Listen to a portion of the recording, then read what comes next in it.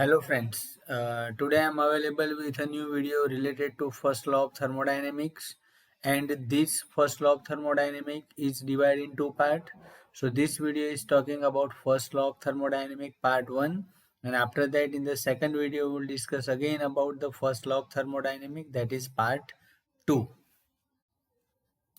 So in the last video we had discussed about zeroth law of thermodynamics, that we had discussed that when a body A is in thermal equilibrium with body B and also separately with C, then body B and C will be in thermal equilibrium with each other, and it is the basis of temperature measurement.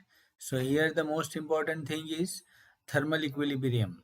So what is called thermodynamic equilibrium, what is thermal equilibrium, that we had discussed in our previous video, and the link is also available in the box.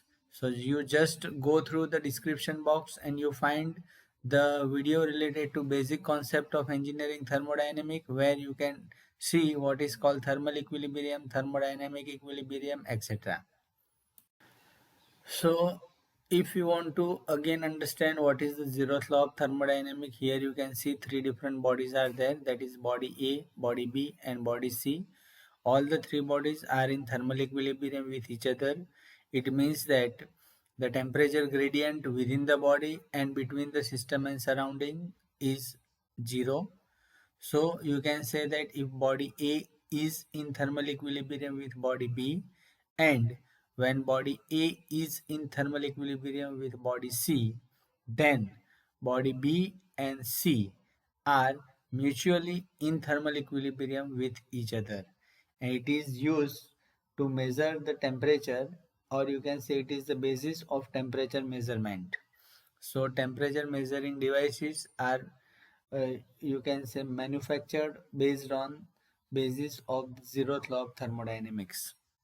Now we will discuss first law of thermodynamics. Again, I would like to recall you that all the laws of thermodynamics do not have any mathematical proof, and they are available based on experiment, experience, and based on logical reasoning. So whenever we are discussing any law of thermodynamics, though there is no mathematical proof is available, they are based on experiment, experience, and logical reasoning. So now we have to discuss about first law of thermodynamics. So different statements related to first law of thermodynamics are mentioned here.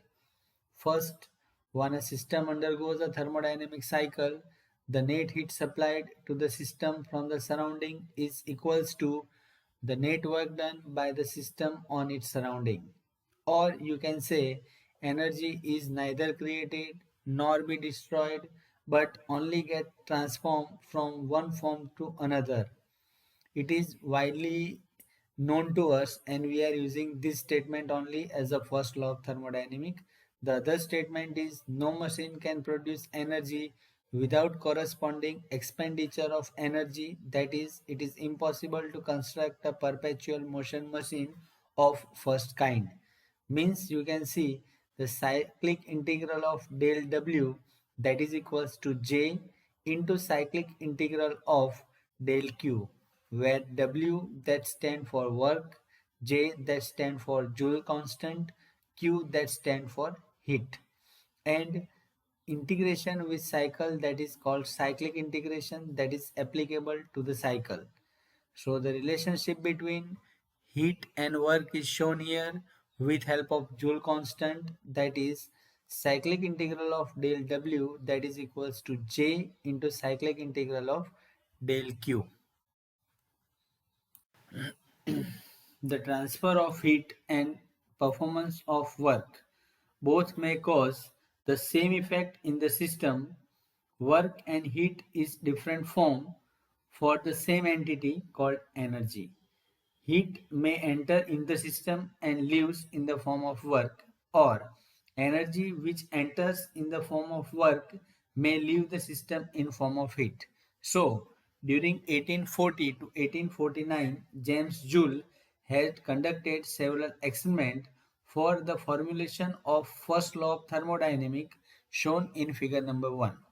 So, you can see in the figure number 1 a closed vessel that is having adiabatic wall and is containing a fixed or known quantity of water into it. Churning device is placed in the known quantity of water and the other end is connected with the pulley. By means of pulley, certain mass is connected or certain weight is connected through the system. The thermometer is placed into the system to measure the temperature. This is about the device or about the system which is used for Joule's experiment. Now, when certain mass is placed, the mass is traveling in the downward direction. Because of that, there is change in the elevation or height of the weight. Because of that, the churning will be observed in the stirrer, and because of that, the temperature of the water that will increase, and that rise in the temperature is recorded by the thermometer. So you can tell that when we'll go for change in the elevation of the mass, the heat is generated because of that work. When the weight is moving in the downward direction, you can say there is change in elevation. Work is done on the system. Because of that, heat is generated and that is measured by means of thermometer. So here at atmospheric pressure that is at 1 bar, the initial temperature of the water is T1 temperature and the final temperature of water is T2 temperature. You can see the entire thermodynamic cycle is shown in the PV diagram, where W12 that is amount of work that is supplied to the system, and the system change its state from 1 to 2. Now to complete the cycle, the system has to come back to its original position, and because of that heat interaction will be observed, and Q21 is the heat interaction, and because of that the system will come back to its original state at point 1. So you can see that W12 is the amount of work that is supplied to the system. Because of that, water temperature is raised from T1 to T2 temperature, weight falling through different height, and James Joule measure each temperature rise. In each and every case, Joule found that heat and work have a constant relation, and that constant relation is known as constant of proportionality or Joule's equivalent, or it is also known as mechanical equivalent of heat. So you can see that work divided by heat that is equals to W by Q, and that is equals to constant J, that is Joule's constant or mechanical equivalent of heat. So you can say that sigma of W, that is summation of all the small work done during the cycle, that is sigma W cycle, that is equals to J Joule's constant into sigma Q, that is all the heat interaction during the cycle. So you can tell that cyclic integral of del W, that is equals to J into cyclic integral of del Q. So del, that is partial differentiation, and that is shown here in the equation number 2. So when we are talking in terms of cycle, equation 2 is applicable, where J is, again we must remember, it is a Joule constant, and when Joule constant value is 1, we know that sigma W for cycle that is equals to sigma Q of cycle, or you can say cyclic integral of del W that is equals to cyclic integral of del Q. This equation 3 and 4 that is deals with the first law of thermodynamic for a closed system undergoes a cycle. This equation number 3, that is sigma W for cycle that is equals to sigma Q of cycle, is valid only for the system undergoes a cycle and algebraic summation of all the energy transfer across the system boundary is 0. It means that sigma W for cycle minus sigma Q of cycle that is equals to 0. Means summation of all the work interaction minus summation of all the heat interaction during the cycle across the system boundary is 0. If a system undergoes a change of state in which work transfer and heat transfer are involved, some amount of energy may be accumulated, or you can say that is stored into the system due to net exchange of energy either in the form of heat or in the form of work or in form of both. In that case, we can write that Q minus W, that is equals to net amount of stored energy, and that is you can say equals to delta E. So Q minus W equals to delta E, where delta E is called stored energy in the closed system. This delta E may be delta of kinetic energy, that is change in kinetic energy, change in potential energy, change in internal energy, change in vibrational energy, change in rotational energy, and so on. So delta E, that is equals to change in kinetic energy plus change in potential energy plus change in internal energy plus change in vibrational energy plus change in rotational energy plus so on. So you can say Q equals to delta E plus W. Now this figure number 3 is representing universally accepted sign convention for heat and work transfer. You can see that when work is supplied to the system, it is considered as negative, and when work is available from the system, it is considered as positive. In the similar way, when the heat is supplied to the system, it is positive, and when heat is rejected from the system, it is considered negative. So this is a very important sign convention. We must remember that when work is supplied, it is negative. When heat is rejected, it is negative sign. But when heat is supplied, it is positive sign, and when work is available, it is with positive sign. So you can see the figure number 4 where you find energy interaction is there. So now you have to find out when work is supplied, it is considered as negative, heat is rejected, it is negative, work is available, it is a positive, heat is supplied, it is positive. And based on that, you can find equation number 7 is available. This is just for your knowledge.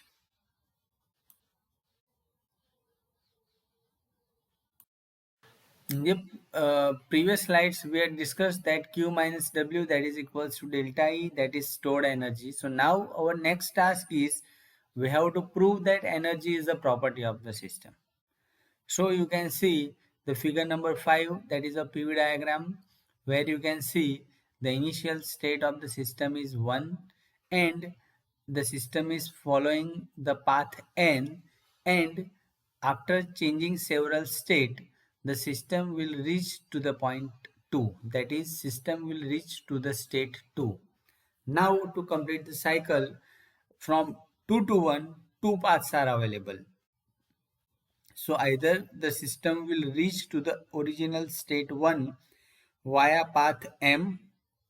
In that case, our cycle is 1 N 2 M 1, or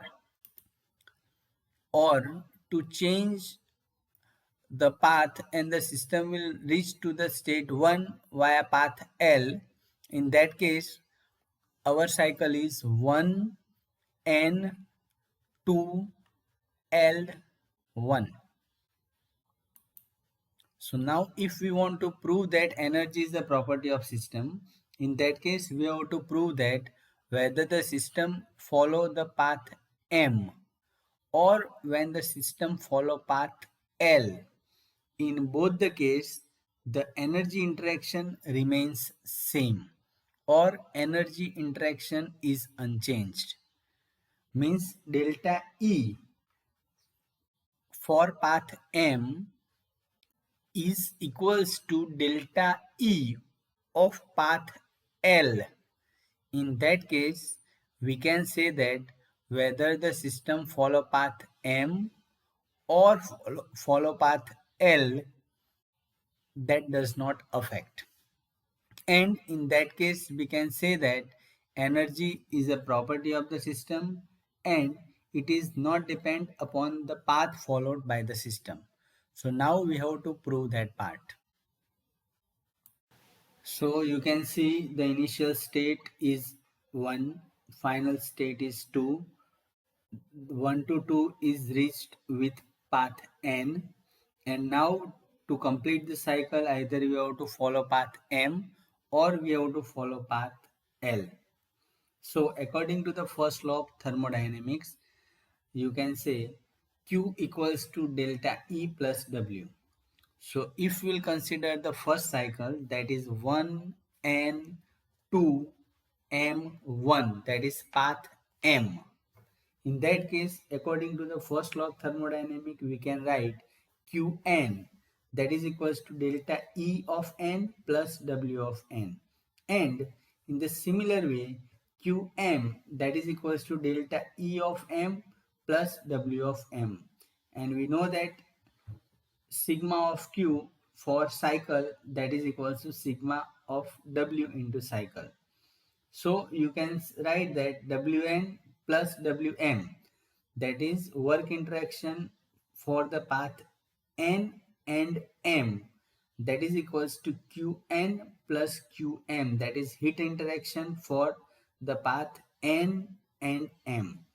So you can say that Qn minus Wn, that is equals to minus Qm plus Wm, or you can say that is equals to delta E of n, that is energy stored during the path followed n, that is equals to minus delta E of m, that is energy stored when path m is followed. In the similar way, when we'll consider the cycle 1 n 2 L 1, in that case we will get delta E of n, that is energy stored when we follow path n, that is equals to minus delta E of L, that is energy stored when path L is followed. So when we'll compare this equation number 11 and 12, we'll get delta E of m, that is equals to delta E of L. Means either we follow path M or we follow path L. In both the case, energy interaction remains same. Hence, we can say that to complete the cyclic process, the path followed by the system is either 1 L 2 M 1 or 1 L 2 N 1. The net change of energy remains same. Therefore, the change of energy has a definite value for the energy state of the system. Hence, it is a point function as it does not depend upon the path followed by the system and a property of the system. So now it is proved that energy is a property of the system, and that is a very important evidence which is available with us for the next case. That is, when we have to solve the problems, we can consider that energy is a property of the system, and particularly at present it is a point function. So now new terms are available. One is called point function and one is called path function. So what is the difference between them, that we have to discuss. So here you can see what is the difference between point function and path function. So in case of point function, you can see it is independent of path followed by the system, whereas the path function is depend upon the path followed by the system. Point function, in that case, you can say it is a property of the system, but when any properties is having path function, then it is not a property of the system. In case of point function, the cyclic integral, the cyclic now you can see the difference between point function and path function. So in the point function, you can see that it is independent of path followed by the system, whereas in case of path function it is depend upon path followed by the system. In case of point function it is a property of the system, whereas in case of path function that is not a property of system because it is depend upon the path. The cyclic integral of any property is 0 and hence the cyclic integral of any point function is 0. In case of path function, the cyclic integration of path function does not equals to 0. Now next important point is in case of point function, they can be represented with the exact differential like dE, dP, dV like that. Whereas dt also, that is change in temperature. Whereas in case of path function that cannot be represented with exact differential, they are represented with inexact differentiation or with partial differentiation, that is del q del w. And if we'll talk about some example of point function that include pressure, temperature, internal energy, entropy. Whereas the example for path function include heat, work, etc. So we must remember that the point functions are represented with exact differentiation, path functions are represented with partial differentiation, and the examples of point function include pressure, temperature, entropy, internal energy, whereas heat and work both are depend upon the path followed by the system and hence they are not a property of the system. In the statement of first law of thermodynamics, we had used the word perpetual motion machine of first kind. So, perpetual motion machine of first kind is the device or it is the system which violate the first law of thermodynamics and it is abbreviated with PMM1. So, the figure number 6 and 7 is talking about PMM1 that says that no engine No engine can produce continuously work without supplying any amount of heat. Or when work is supplied continuously, heat rejection is zero, that is also not possible. So you can see the figure number 6 and 7. According to the figure number 6, you can see that when no heat is supplied or no form of energy is supplied to the engine, work output is not possible. Whereas in second case, when work is supplied continuously, heat interaction is not possible. That is also not true in case of PMM1. So same thing is mentioned here. There can be no engine which would continuously supplied mechanical work without some form of energy disappearing simultaneously. That is PMM1, which violate the first existence of which violate the first law of thermodynamics. Means we are not supplying any amount of heat and work is continuously available. That is not possible. Now based on this sign related to heat and work, some numericals are there. So we'll see simple numerical that may be asked in the competitive exam, like in a four-stroke petrol engine, the heat rejected to the cooling water during the compression stroke is 50,000 joule per kilogram and the work input is 100 kilojoule per kilogram. Determine the change in internal energy of the working fluid with the comments. So here in the data it is given that heat is rejected and work is supplied. So both are negative. So you can see heat rejected, that Q equals to minus 50,000 joule per kilogram, or you can say that is minus 50 kilojoule per kilogram, and heat supplied to the system, that is 100 kilojoule per kilogram. So we know that heat, when the heat is supplied to the system, it is negative. So Q equals to delta U plus W, where W that is 100, Q that is 50, and because of that you will get the delta U, that is change in internal energy, that is equals to minus 50 plus 100, and the heat that is the gain in internal energy, that is 50 kilojoule per kilogram. So in the data you can see work input is minus 100, heat supplied is minus 50, and because of that net gain in internal energy, that is 50 kilojoule per kilogram.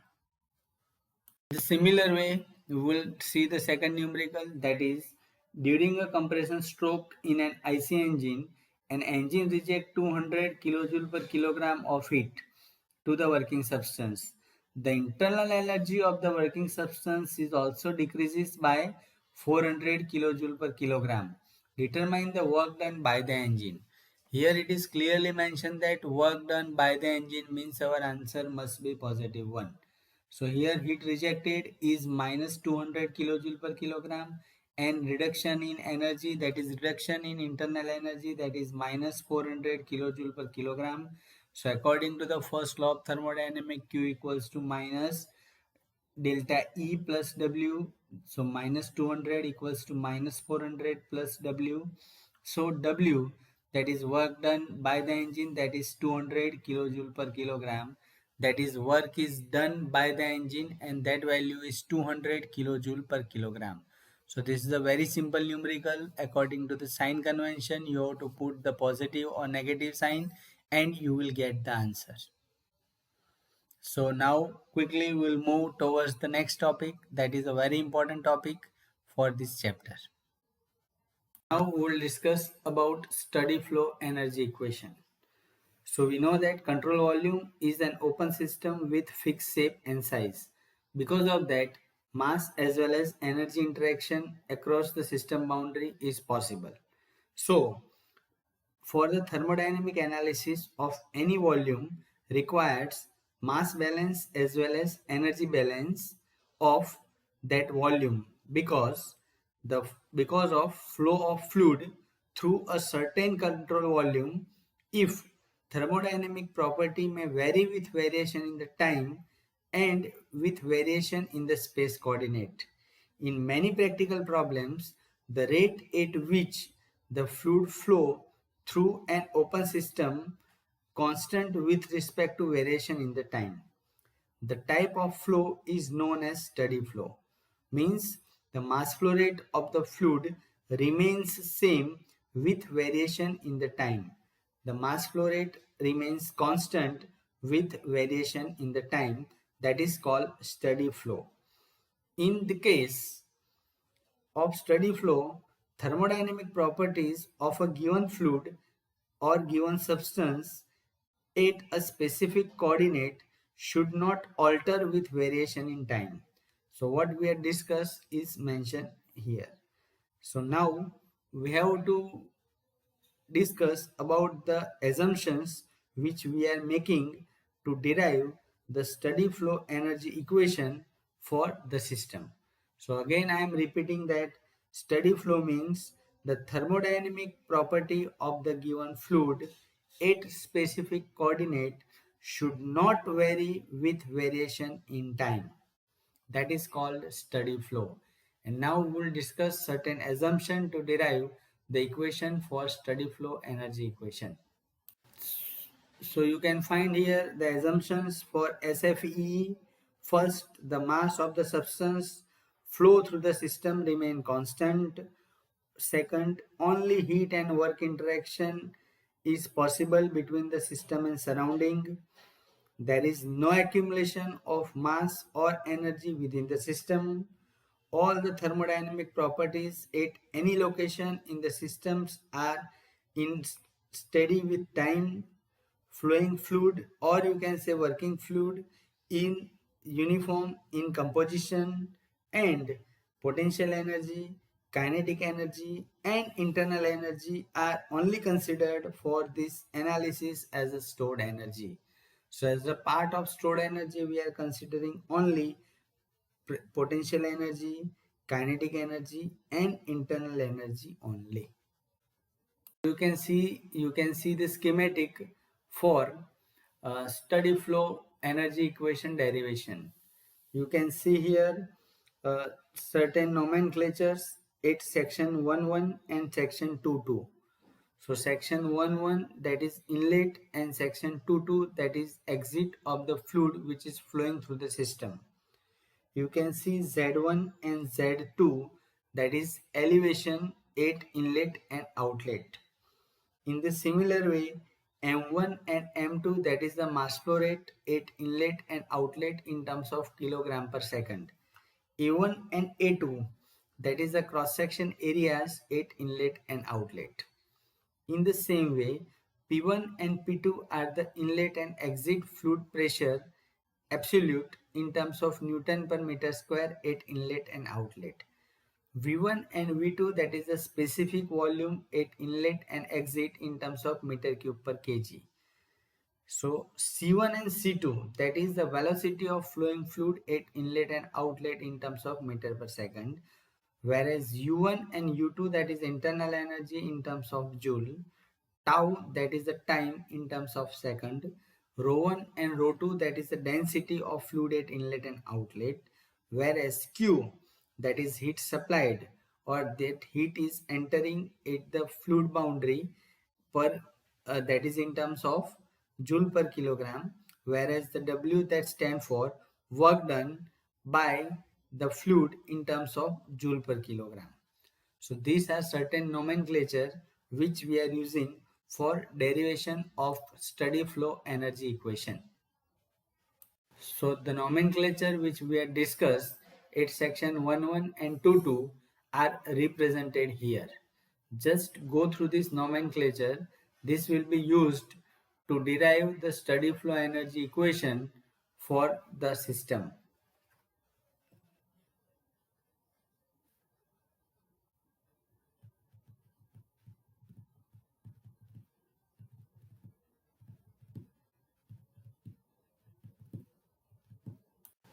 So first if we will go for mass balance, then you know that according to the principle of conservation of mass for a general steady flow system, we can say that total mass entering the system per unit time that is equals to total mass of the system leaving per unit time, means summation of mass at inlet that is equals to sigma me, that here I and E that stand for inlet and exit. So for a single stream we can say that mi that is equals to me, that is mass of fluid that is flowing at inlet that is equals to the mass of fluid that is coming out from the system at exit. So you can say that rho1 a1 c1 that is equals to rho2 a2 c2, or we can say that a1 c1 that is cross section area into velocity divided by v1 that is specific volume at inlet that is equals to a2 c2 into v2, here 2 that stand for outlet. So A2 that is cross section at outlet, C2 is the velocity at outlet, and V2 that is a specific volume at outlet. And this equation is known as equation of continuity or continuity equation. Like conservation of mass or like mass balance, we have to go for energy balance, or you can say we have to go for conservation of energy.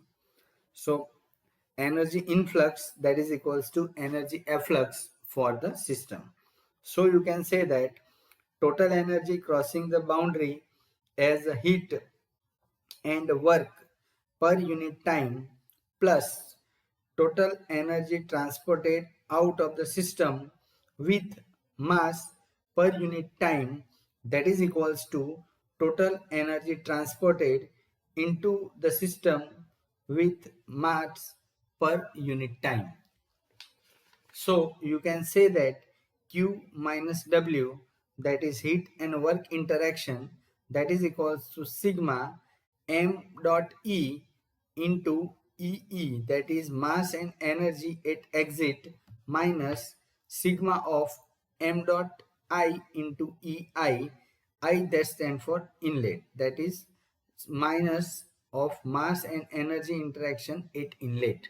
That is our equation number 17 according to the energy balance. So now when we'll go for simplification of it, we can find that E, that is internal energy plus kinetic energy plus potential energy, that is total energy of the flowing fluid per unit mass. So you can say that E, that is equals to m into W, that is mass of fluid into W, plus m into c square by 2, that is mass into velocity square by 2, plus mgz, that is you can say potential energy z related to elevation part. So the total amount of energy that entering, that is at section 1 in the system is m into bracket you can see u1 plus p1 into v1 plus c1 square by 2 plus gz1, where this W is a flow work, and so you can say that we can write as U and PV.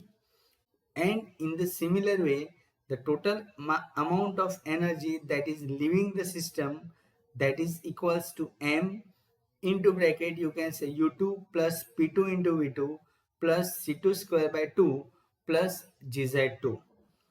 So now we can say that Q minus W, that is equals to M into U2 plus P2V2 plus C square by 2 plus GZ2 bracket complete minus M into U2 plus P1V1 plus C1 square by 2 plus GZ1 bracket complete. And we know that U plus PV, that is internal energy plus flow work, is known as enthalpy. So when I am writing capital H, it is a path function and its unit is joule, where U plus PV, that is equals to capital H.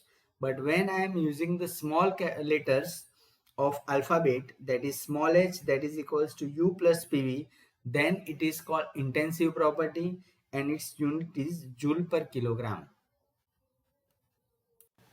So we can say that Q minus W, that is equals to M, and U plus PV, that is replaced by H enthalpy. So Q minus W, that is equals to M into bracket H2 plus C2 square by 2 plus GZ2 in bracket complete minus M into bracket H1 plus C1 square by 2 plus GZ1 bracket complete. Or when we go for further simplification, we will get h1 plus c1 square by 2 plus gz1 plus q by m, that is equals to h2 plus c2 square by 2 plus gz2 plus w by m. Very important thing is unit is joule per kilogram. So this equation number 19 is known as steady flow energy equation, or SFEE, where unit is joule per kilogram. Now if we'll consider the unit of H, that is unit of enthalpy, as a kilojoule per kilogram, we find following modification in the equation. We have to divide the velocity by 1000. So instead of c square by 2, we have to write c square by 2000. This is a very important thing, and this is a very important, you can say, trick or equation which we have to remember to solve the numerical in the exam, any competitive exam. So you can see the equation when value of H is in terms of kilojoule per kilogram, the steady flow energy equation is H1 plus C1 square by 2000 plus GZ1 plus Q by M, that is equals to H2 plus C2 square by 2000 plus GZ2 plus W by M, and here the unit is kilojoule per kilogram. So friend, you must remember that when the enthalpy which you are taking in terms of kilojoule per kilogram, in case of steady flow energy equation, instead of c square by 2, you have to consider c square by 2000. So friends, now in next video we will discuss about some application of steady flow energy equation, that is SFEE, which is applied to some devices that include nozzle, diffuser, compressor, turbine, heat exchanger, throttling device, etc. So do not forget to subscribe like and share this channel, and wait for the next video, that is first law of thermodynamics part 2, where we will discuss about application part of steady flow energy equation and its application plus numerical for competitive exam. Thank you.